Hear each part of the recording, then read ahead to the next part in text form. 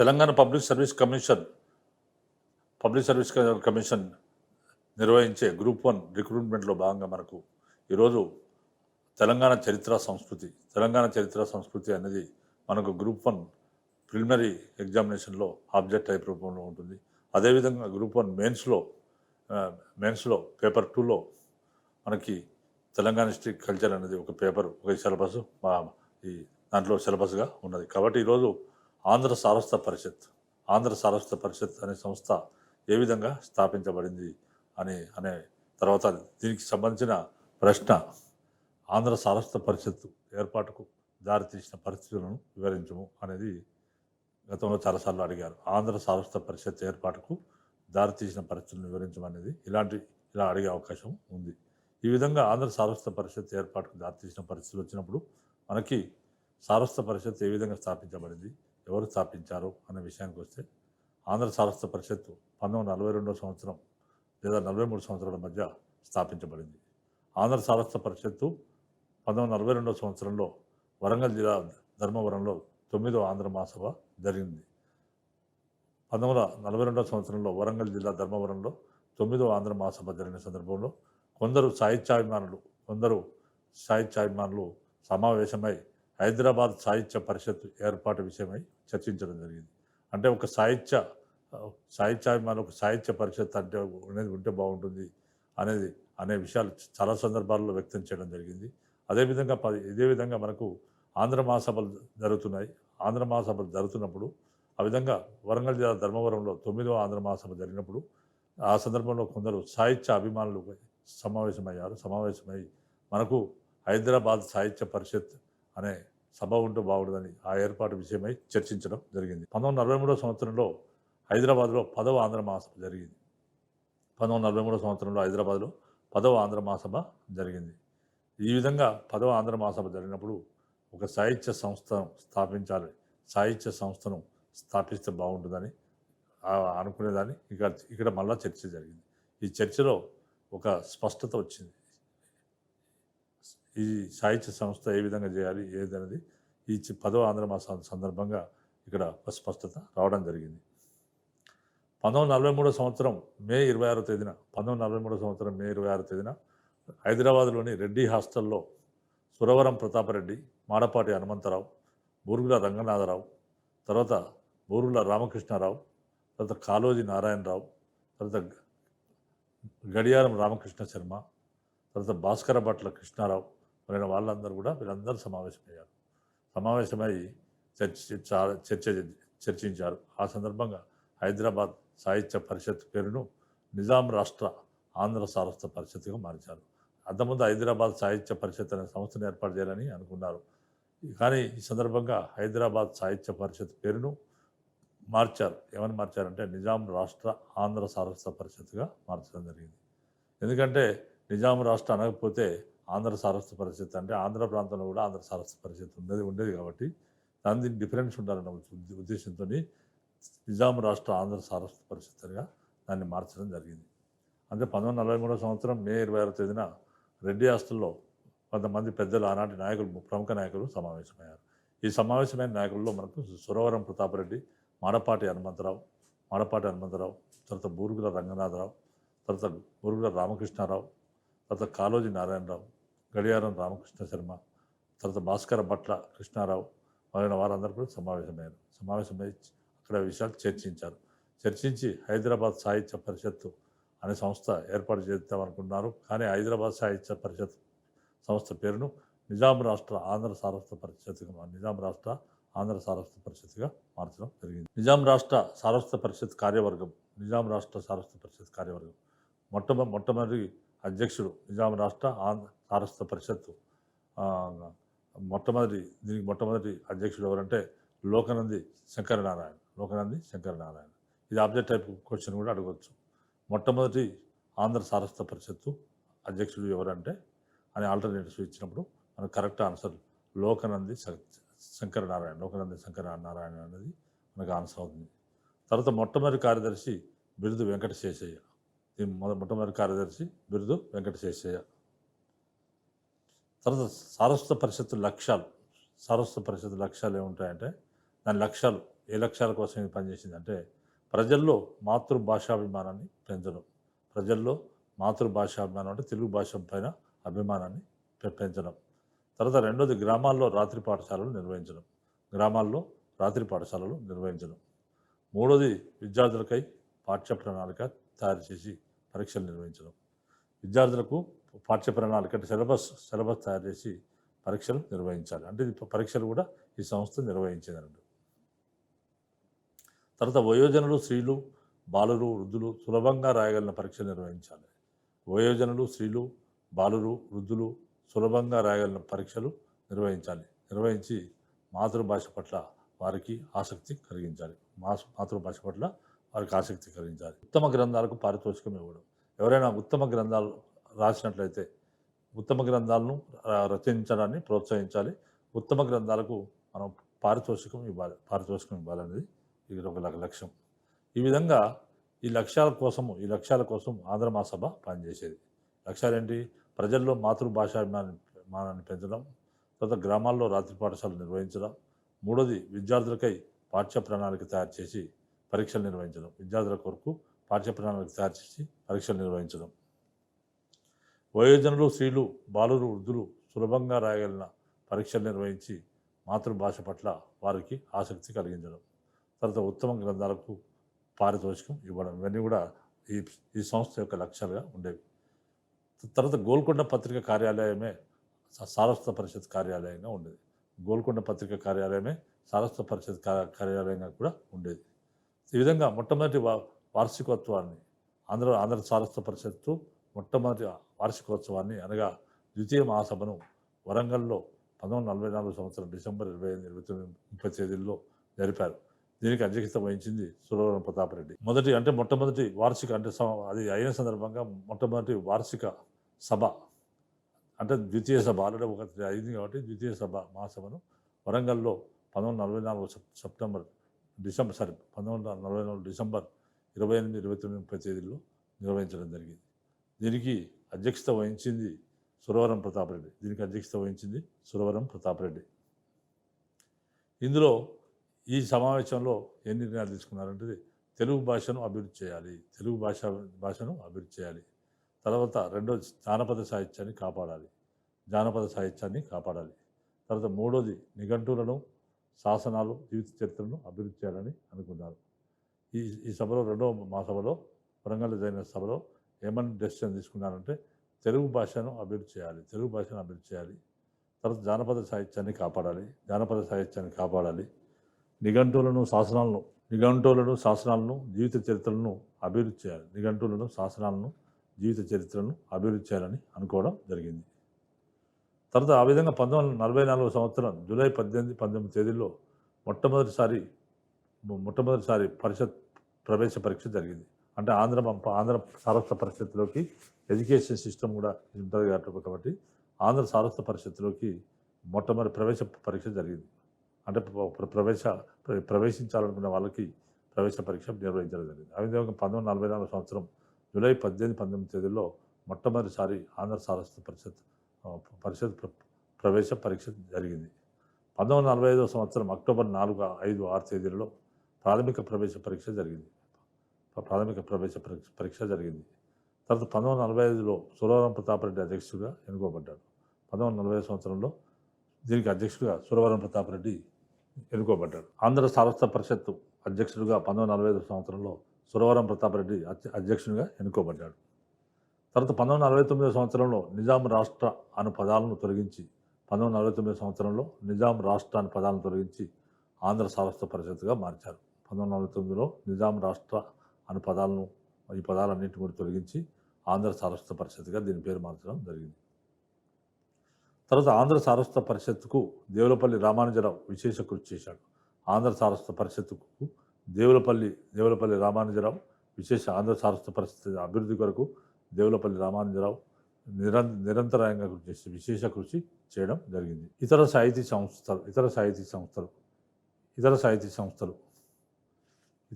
సంస్థలు అవేంటంటే సాధన సమితి 1937 సంవత్సరంలో ఇది ఒక సాహిత్య సంస్థ. ఇది కూడా సాధన సమితి అనేది 1937 సంవత్సరంలో హైదరాబాద్లో ఏర్పాటైంది.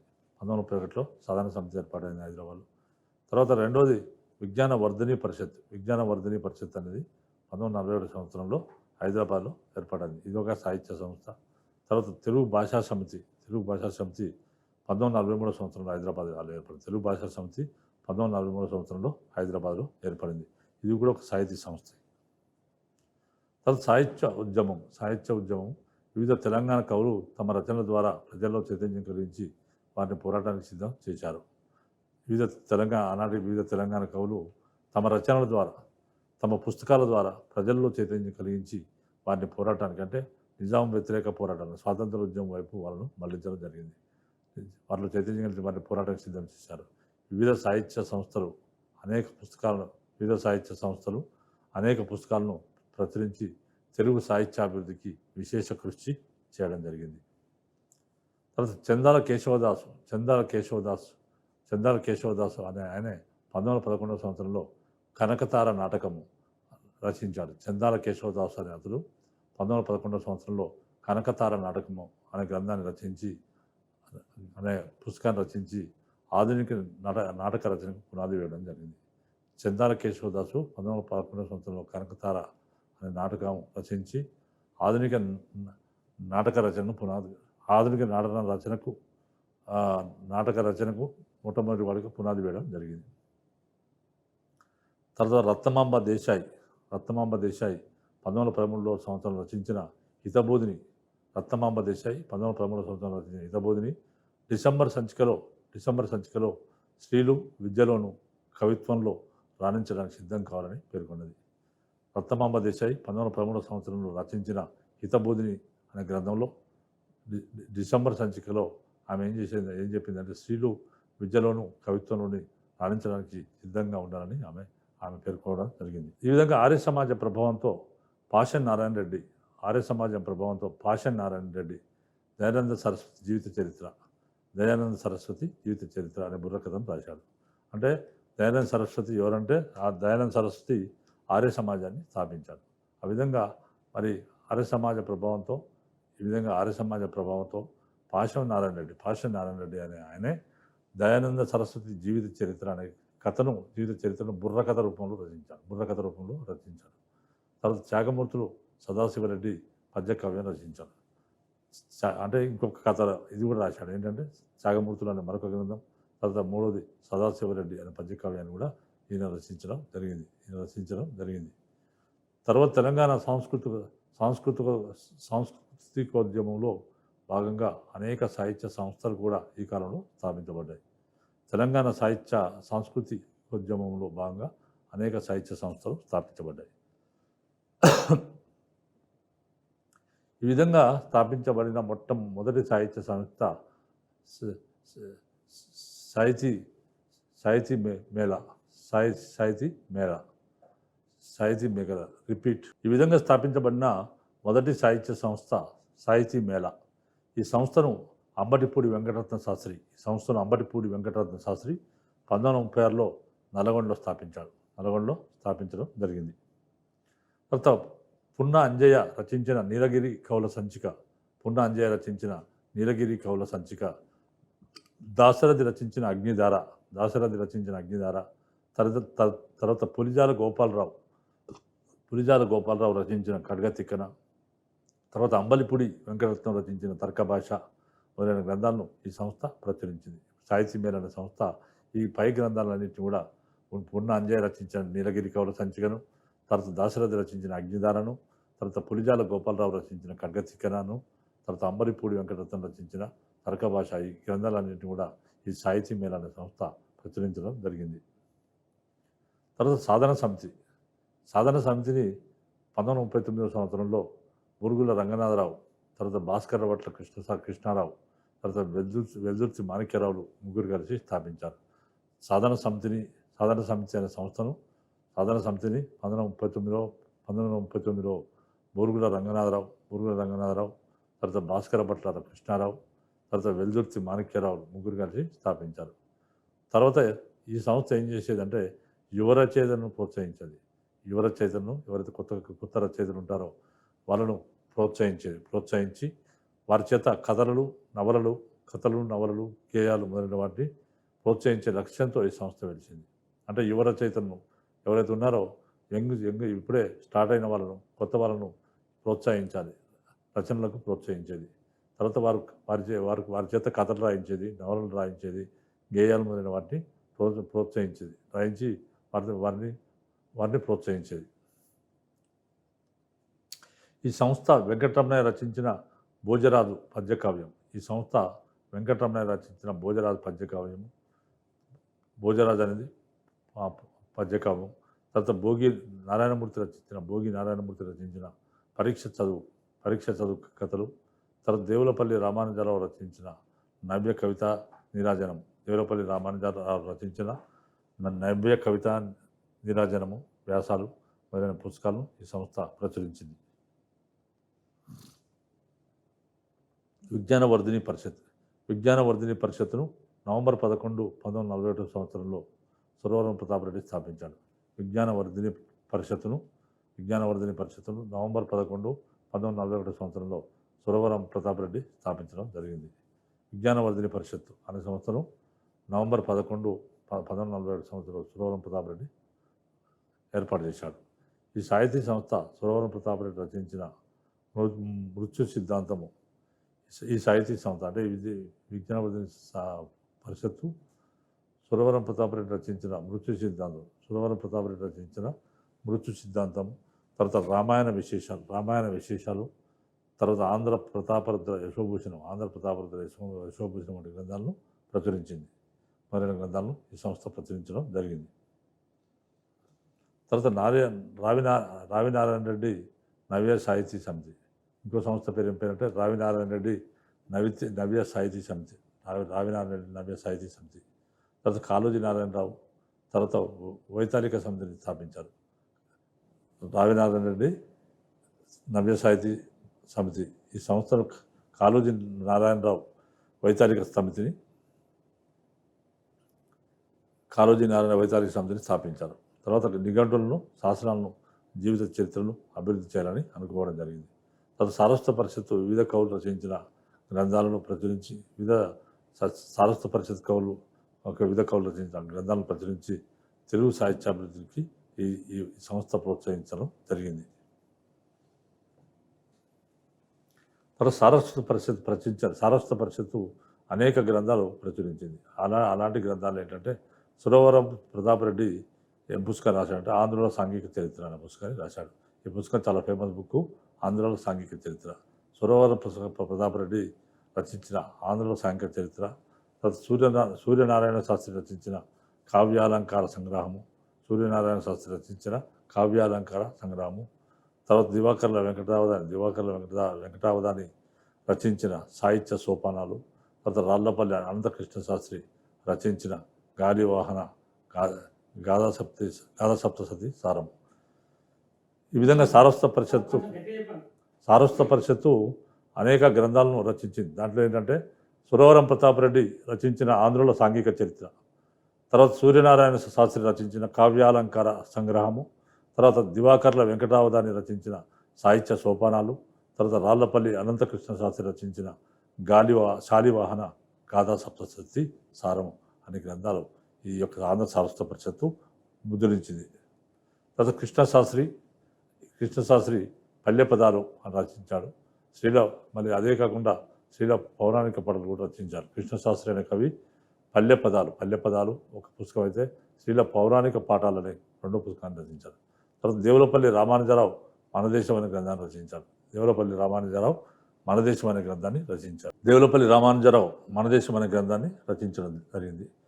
తర్వాత గడియారం రామకృష్ణ అనే కవి వీరగాథలు అనే గ్రంథాన్ని రచించాడు. ఆదిరాజు వీరభద్రరావు అనే కవి మిఠాయి చెట్టు అనే గ్రంథాన్ని రచించాడు.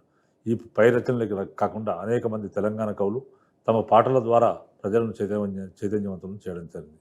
ఇప్పుడు చెప్పిన రచనలే కాకుండా అనేక మంది తెలంగాణ కవులు తమ పాటల ద్వారా ప్రజలను చైతన్యవంతులుగా చేయడం జరిగింది. వివిధ కవులు వారు రచించిన పాటలు. తర్వాత యాదగిరి అనే కవి బండెనక బండి కట్టి 16 బండ్లు కట్టి ఏ బండిలో వస్తో కొడుకో నైజాం సర్కారోడా అనే గ్రంథాన్ని అనే పాటను ఆయన రచించాడు. యాదగిరి అనే కవి బండెనక బండి కట్టి 16 బండ్లు కట్టి ఏ బండిలో వస్తావు కొడుకో నైజాం సర్కరోడా అనే పాట ఆయన రచించడం జరిగింది. అంటే స్వాతంత్రోద్యమంలో భాగంగా ఈ పాట అవి విశేషంగా వ్యాప్తిలో ఉండేది. సుద్దాల హనుమంతు అనే మరొక కవి, తెలంగాణ కవి. పసులగాసే పోరగాడ పాలు మరిసి ఎన్నాళ్ళయిందో, పసులగాసే పోరగాడ పాలు మరిసి ఎన్నాళ్ళయిందో అనే గ్రంథాన్ని సుద్దాల హనుమంతు అనే కవి రచించడం జరిగింది. అంటే పిల్లల బాల్యం గురించి, అంటే పిల్లలు బాల్యంలోనే వాళ్ళ చేత బలవంతంగా పనులు చేయించేవారు. తర్వాత ఆ విధంగా నిజాం రాజ్యంలోని జీవితం ఆ విధంగా ఉండేది. అంటే వెట్టి చాకిరి, తర్వాత నిర్బంధ చాకిరి చేయించేవారు. కాబట్టి ఆ విధంగా ఈ విధంగా ఆనాటి నీ బాల్యం అంతా కూడా ఎటుపోయింది, నీ పాలు గారే పసులు కాసే పోరగాడ పాలు మరిచి ఎన్నాళ్ళు అయిందో అనే పాట సుద్దాల హనుమంతు సందర్భంగా రాయడం జరిగింది. అదేవిధంగా యాదగిరి బండెనక బండి కట్టి అంటే నిజాం పరిపాలనకు వ్యతిరేకంగా ఒక గొప్ప పోరాటం జరుగుతుంది. ఆ పోరాటంలో నిజామును మేము వచ్చి నిజామును ఆయన స్తుతిస్తూ ఆయన ఈ పాట రచించడం జరిగింది. అంటే నిజామును విమర్శిస్తూ ఈ పాట రచించడం జరిగింది. తర్వాత తిరునగరి అనే కవి సై గోపాల్ రెడ్డి నీవు నిలిచావు ప్రాణాలుండి అంటూ స్మృతి గీతాలు రచించాడు. తర్వాత సుంకి సత్యనారాయణ కవి కష్టజీవి అనే గ్రంథాన్ని బుర్రకథను రచించాడు. సుంకి సత్యనారాయణ కష్టజీవి అనే బుర్రకథ గ్రంథాన్ని రచించాడు. తర్వాత బొల్లిముంత శివరామకృష్ణ అనే మరొక కవి బొల్లిముంత శివరామకృష్ణ అనే కవి మృత్యుంజయులు అనే గ్రంథాన్ని 1947 సంవత్సరంలో రచించడం జరిగింది. తర్వాత లక్ష్మీకాంత మోహన్ అనేది కవి సింహగర్జన అనే గ్రంథాన్ని 1950లో రచించారు. లక్ష్మీకాంత మోహన్ అనే కవి సింహగర్జన అనే గ్రంథాన్ని 1950లో రచించాడు. అదేవిధంగా కాంచనపల్లి చిన్న వెంకటరామారావు అరుణరేఖలు 1955వ సంవత్సరంలో అరుణరేఖలు అనే కవితను రచించాడు. తర్వాత రావిళ్ళ వెంకటరామారావు మాతృగీతం 1954లో మాతృగీతం అనే గ్రంథాన్ని రచించాడు. తెలంగాణలోనే మొట్టమొదటి నవల తడకమల్ల కృష్ణారావు రచించాడు. తెలంగాణలోని మొట్టమొదటి నవల ఏదంటే కంబు కందర చరిత్ర. ఇది తెలంగాణలోనే మొట్టమొదటి నవల. దీనిని ఎవరు రచించారు? తడకమల్ల కృష్ణారావు రచించడం జరిగింది. తెలంగాణ సాహిత్యంలో లోక మలహారి రచించిన జగ్గని ఇద్దే నవల దళిత జీవితానికి అద్దం పట్టింది. ఆనాటి దళితులకు వెట్టి చాకిరి ఉండేది. దళితుల జీవితం చాలా నరకప్రాయంగా ఉండేది ఇది నిజాం పరిపాలనలో. కాబట్టి వెట్టి చాకిరికి ఇంటి వందల వారిగా వెట్టి చాకిరి చేసేవారు. ఆ విధంగా దళితుల పరిస్థితి దారుణంగా ఉండేది. కాబట్టి తెలంగాణ సాహిత్యంలో లోక మలహారి అనే కవి రచించిన జగ్గని ఇద్దే అనే నవల ఆనాటి దళిత జీవితానికి అద్దం పడుతుంది. ఈ కాలంలోనే గొల్లపూడి నారాయణరావు తెలుగుగడ్డ అనే నవలను తెలుగుగడ్డ అనే నవలను రచించాడు. ఈ నవల తెలంగాణ ప్రజల దయనీయ జీవితాలను కళ్ళకట్టింది. తెలంగాణ సాహిత్యంలో లోక మలహారి అనే కవి రచించిన జగ్గని ఇద్దే నవల దళిత జీవితానికి ఆనాటి తెలంగాణ జీవితానికి అద్దం పడుతుంది. తర్వాత ఈ కాలంలోనే గొల్లపూడి నారాయణరావు అనే మరొక కవి తెలుగుగడ్డ అనే నవల రచించాడు. అది ఈ నవల తెలంగాణ ప్రజల దయనీయ జీవితాలను కళ్ళకు కట్టింది. ఇటీవల కాలంలో తిరునగరి రామాంజనేయులు అనే కవి రచించిన సంగం అనే గ్రంథం. తర్వాత కందిమల్ల ప్రతాపరెడ్డి రచించిన బందూక్, తర్వాత ముదిగంటి సుజాతారెడ్డి రచించిన రథచక్రాలు. ముదిగంటి సుజాతారెడ్డి అనే కవి రథచక్రాలు అనే గ్రంథాన్ని రచించింది. ఇది కూడా వృత్తంతో వచ్చిన నవలలు. మొదటి చారిత్రక నవల బద్దిరాజు రామచంద్రరావు రాశాడు. మొదటి చారిత్రక నవలను బద్దిరాజు రామచంద్రరావు రచించాడు. ఈ నవల పేరు ఏంటంటే రుద్రమదేవి. మొట్టమొదటి నవల తెలుగు భాషలో ఏంటంటే రుద్రమదేవి. మొదటి చారిత్రక నవల బద్దిరాజు రామచంద్రరావు రచించిన రుద్రమదేవి అనే నవల. దాశరథి రంగాచార్యుల నవలలు జనపదము 1976 సంవత్సరంలో దాశరథి రంగాచార్యులు జనపదం అనే గ్రంథాన్ని 1976లో రచించారు. తర్వాత 1971 సంవత్సరంలో మోదుగు పూలు అనే గ్రంథాన్ని రచించాడు. అదేవిధంగా చిల్లర దేవుళ్ళు అనే గ్రంథాన్ని రచించాడు. చిల్లర దేవుళ్ళు అనే గ్రంథం తెలంగాణ జీవితాన్ని ప్రతిబింబిస్తుంది. తెలంగాణ పాత్రోచిత భాషతో వచ్చిన చిల్లర దేవుళ్ళు నవల ఆనాడు చర్చనీయాంశంగా మారిపోయింది. ఆ నవలను కాకతీయ పిక్చర్స్ వారు సినిమా తీశారు. ఆ నవలను కాకతీయ పిక్చర్స్ వారు ఒక సినిమాగా తీయడం జరిగింది. ఇది హిందీ, ఇంగ్లీషు భాషల్లోకి అనువాదం అయిపోయింది. హిందీ, ఇంగ్లీష్ భాషలోకి అనువాదమైంది. ఈ నవలకు 1972 సంవత్సరంలో రాష్ట్ర సాహిత్య అకాడమీ అవార్డు లభించింది. సో ఈ విధంగా మనకు ఆంధ్ర సారస్వత పరిషత్తు మరియు ఇతర సాహిత్యాభివృద్ధికి దారితీసిన పరిస్థితులు, తర్వాత ఈ విధంగా సాహిత్యాభివృద్ధి ఈ విధంగా జరిగింది. మిగతా అంశాలు నెక్స్ట్ ఎపిసోడ్లో వివరించడం జరుగుతుంది.